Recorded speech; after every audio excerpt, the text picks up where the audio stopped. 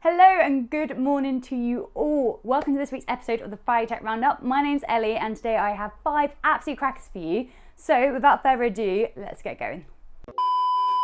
Number 1, this week marked the general availability of Service Cloud Voice, an exciting partnership that sees the world's leading CRM platform join forces with Amazon Connect, the world's most innovative and flexible contact center platform, to help support today's Omni customers.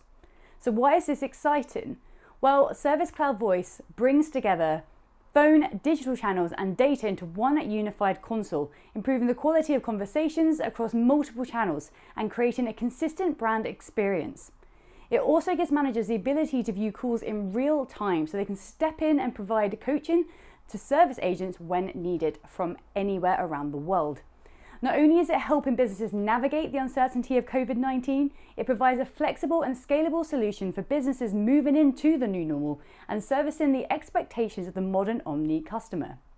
Now, on the topic of Amazon Connect, if you're interested in gaining some experience with the platform, why not join the DevOps Playground team next Thursday live on YouTube for a hands-on demonstration and session with Amazon Connect. Now, the team will be on hand to walk you through how to deploy a basic Amazon Connect instance, which will then integrate into Amazon Lex and showcase a simple call steering by using natural language processing.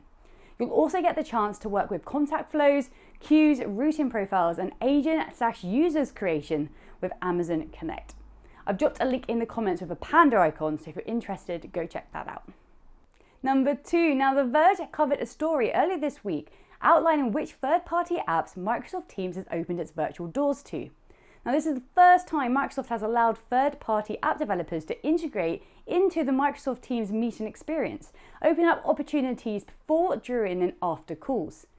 Previously, if you wanted to share an app or something more than a webcam in Microsoft Teams, the only option available was screen sharing. And if you've experienced that was then very quickly followed up by the question, can you see my screen? And either plenty of nods or 10 minutes trying to make it work for everyone. Not ideal.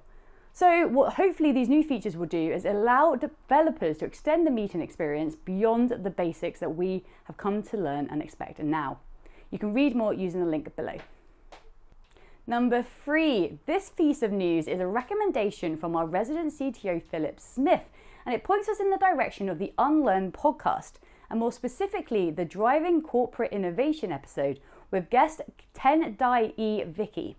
Now, hosted by Barry O'Reilly, this episode covers the topics of conditionality, complacency, and continuously pivoting as a business. Try saying that 10 times in a row very, very quickly. It also encourages leaders to move away from asking questions informed by their habits and most likely past successes, moving instead towards asking questions that seek out success and failures earlier. A timely episode for enterprise or project leaders who are looking to drive greater innovation and build resilience into their business continuity plans. Number 4, earlier this week, Puppet unveiled its summer release of Puppet Enterprise, bringing orchestration to IT automation. So what does this mean for the DevOps teams?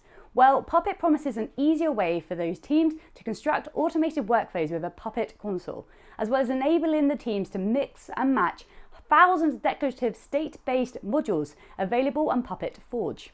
At the same time, Puppet has also added out-of-the-box guided patch management workflows that replace standalone patch management tools with orchestrated workflows. Pretty exciting stuff. You can catch more on the release using the link below. Number 5, earlier this month, the Wall Street Journal reported that SoftBank was toying with the idea of either selling or spinning off Cambridge-based ARM in an initial public offering, and it seems to have caught the attention of Nvidia. Now, Nvidia's reported interest in ARM comes after it started working more closely with the chip designer last year to enable GPU-accelerated ARM-based servers. However, analysts are unenthusiastic about the idea of the acquisition, believing that ARM's value could drop if it was acquired by a single vendor.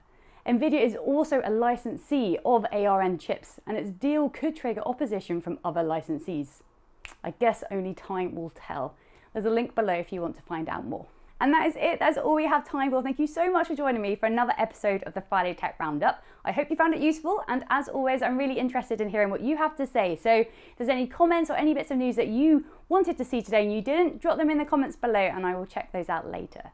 The only other thing to mention is, again, if you want a hands-on experience with Amazon Connect, Jump over to the ECS YouTube channel next Thursday as the DevOps Playground team will take you on a hands-on experience with the technology, showing you how to create your own basic contact center. Pretty neat stuff.